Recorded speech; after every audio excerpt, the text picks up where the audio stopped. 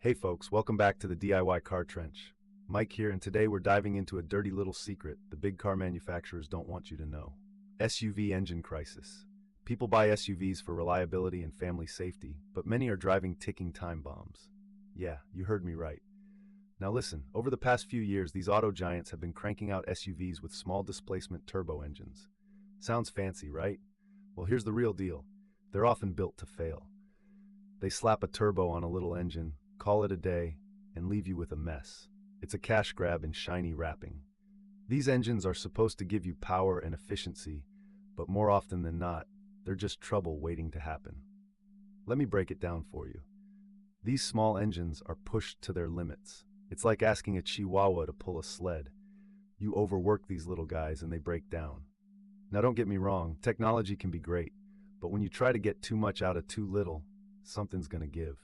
And in this case, it could be your engine block, your turbo, or even worse, your bank account. And what happens when these things fail? Catastrophic failure. Not just a minor fix, we're talking total engine rebuild or replacement. You ever seen a turbocharger grenade itself? It's not pretty. Pistons shattered, oil everywhere, and a tow truck on speed dial. The manufacturers, they know this. But do they care? Hell no. They just want to keep selling these so-called efficient engines. Why? More money in their pockets when you come crawling back for repairs. Meanwhile, your SUV's sitting at the shop more than it's on the road. The promise of reliability is a cruel joke. I've seen these engines destroy wallets and families. They lure you in with promises of power and fuel savings, but leave you with a mess of parts and a massive bill. So, I've put together a list. Here are the 7 you must avoid at all costs. Stay tuned, and let's keep your hard-earned cash where it belongs, in your wallet, not the dealer's. Alright folks, let's kick things off with the Land Rover Ingenium engines. These bad boys come in both diesel and gas flavors. Now, Land Rover has a reputation, and not necessarily the good kind. The Ingenium engines are known for a couple of things that'll get your wallet crying. First off, the timing chain. This is a classic nightmare scenario. You'd expect a timing chain to last the life of the vehicle, right? Not with these. These chains can stretch faster than your grandma's knitting yarn. You get that telltale rattle? That's your warning shot. If you ignore it, you might as well say goodbye to your entire engine. Replacement parts and labor? We're talking anywhere between $2,500 and $4,000 depending on where you live and whether you trust your shop. And let's not forget the turbo. Yeah, that little snail that's supposed to boost your performance ends up boosting repair shop profits instead. Technical failure on the turbo? It can lead to everything from excessive oil consumption to complete failure. And guess what? Replacing those can set you back another $1,500 to $3,000. Land Rover Ingenium engines are like having a second mortgage. It's a solid mechanics retirement fund. Don't think you're escaping these costs once you buy one. Now let's talk about the VW 2.0 EA888 engines. We're focusing on Gen 1 and Gen 2 here. These engines are infamous for a couple of things that'll make any DIYer's skin crawl. Carbon buildup is public enemy number 1 here. These direct injection engines deposit carbon like an overzealous banker. We're talking intense carbon buildup on intake valves. This reduces airflow, decreases performance, and can lead to misfires. What's the fix? You gotta walnut blast the valves. Yeah, you heard me right, walnut blast. This service can run you about $400 to $800 depending on your shop, and it ain't a one-time thing. You'll be revisiting this every 50 to 70k miles. Now let's move to the infamous timing chain tensioner. This little gremlin is known to jump. Yeah, that's right, it skips teeth, throws off timing, and hello, bent valves. If you're unlucky enough for this to happen, you're looking at a full engine teardown to fix it, costing you a cool $2,000 to $3,500. And oh boy, the oil consumption. Don't be surprised if you're topping off with a quart every few hundred miles. It's like driving a chimney. You'd think Volkswagen would have sorted this by now, but no. They've left it for you and your mechanic to deal with. So if you got a Land Rover Ingenium or a VW EA888 sitting in your driveway, start saving up. These are engines that keep giving, just not in the way you'd want. Be prepared to shell out big bucks. My advice, keep up with maintenance, don't ignore the warning signs, and watch those costs like a hawk. Alright folks, let's dive into number 5 on our list. We got the Jeep Chrysler 2.4 Tigershark engine. Now this bad boy, or should I say bad news, is notorious for guzzling oil like it's on a mission. We're talking about burning a quart of oil every 1,000 miles here. That's right, every 1,000 miles. Just imagine, you're driving down the road, minding your own business, and this engine's just gulping down oil like a thirsty camel in the desert. Now, what makes this engine such an oil-consuming monster? It's all down to one thing: the multi-air system. Look, the multi-air technology was supposed to be revolutionary. It was designed to provide better fuel efficiency and performance by controlling the air going into the combustion chamber. But here's the deal. When it starts failing, as it often does, you're left with more oil consumption than you bargained for. Now, don't let the dealership lie to you. They'll tell you that using a quart every 1,000 miles is within spec.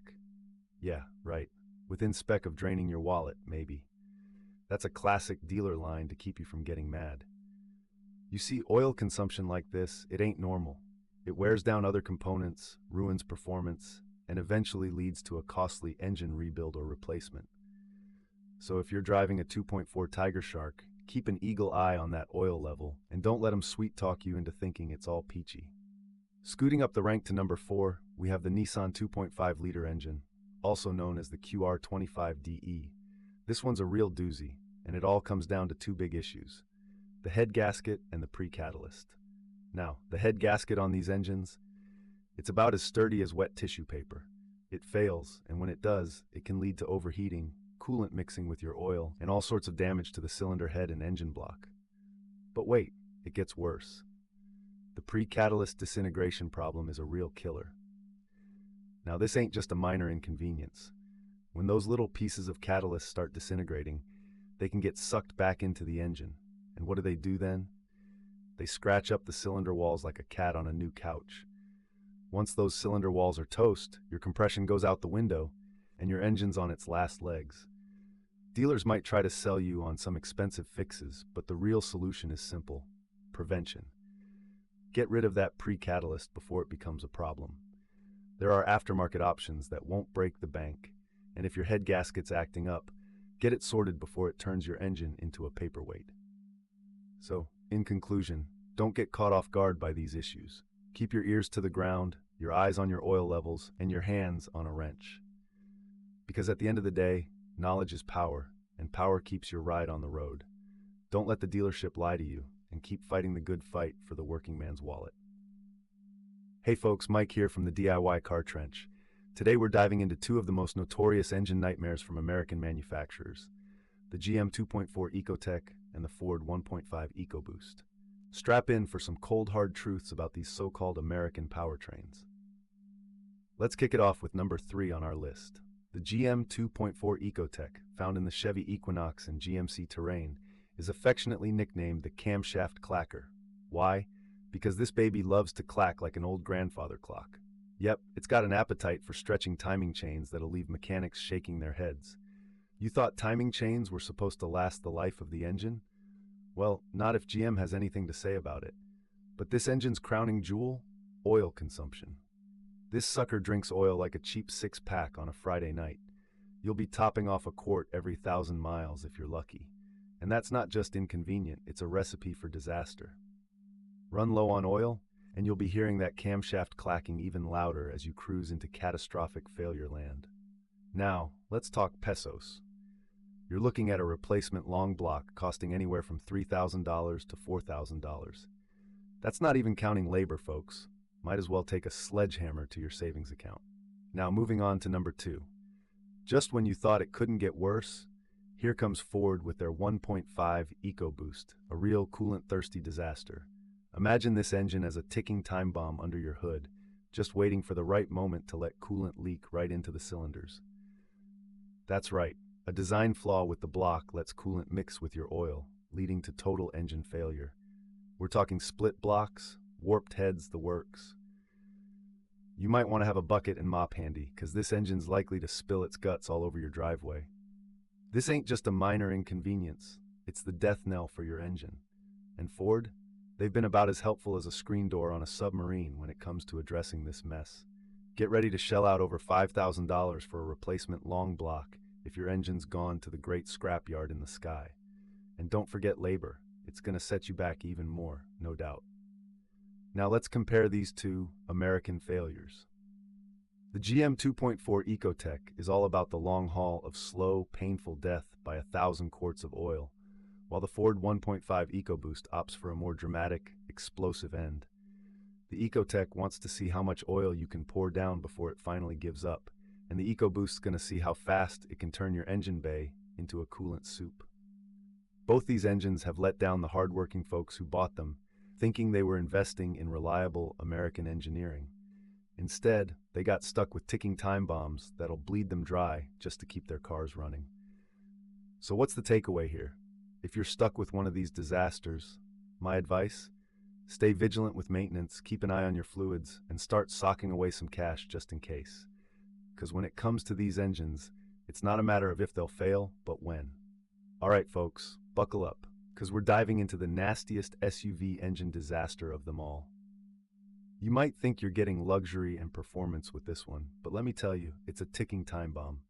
Yeah, we're talking about the BMW N20 engine, specifically that troublesome turbocharged four-cylinder. Now don't get me wrong, I love a good turbo, but mixing that with plastic timing chain guides, that's just asking for trouble. Let's break it down. Turbo engines run hot, real hot. You gotta have components that can handle the heat and stress. But BMW here decided to cheap out with plastic timing chain guides. Plastic.